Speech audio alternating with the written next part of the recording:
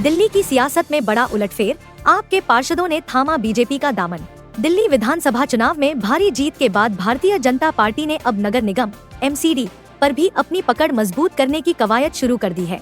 इसी कड़ी में आम आदमी पार्टी (आप) के 3 मौजूदा पार्षद बीजेपी में शामिल हो गए हैं। दिल्ली बीजेपी अध्यक्ष वीरेंद्र सचदेवा ने एंड्रयूजगंज से पार्षद अनीता बसोया, RK पुरम से पार्षद धर्मवीर और वार्ड 152 से पार्षद निखिल को पार्टी की सदस्यता दिलाई। इस साल अप्रैल में दिल्ली नगर निगम के मेयर का चुनाव होना है, जहां बीजेपी की नजरें जीत पर टिकी हैं। विधानसभा चुनाव में बीजेपी ने 48 सीटें जीती, जबकि आप को सिर्फ 22 सीटों से संतोष करना पड़ा।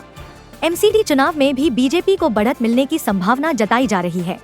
इससे पहले नवंबर 2024 में हुए मेयर चुनाव में आप के महेश खिची ने बीजेपी के किशन लाल को मात्र 3 वोटों से हराया था। उस चुनाव में कुल 263 वोट डाले गए थे, जिनमें महेश खिंची को 133 और किशन लाल को 130 वोट मिले थे, जबकि 2 वोट अवैध करार दिए गए थे।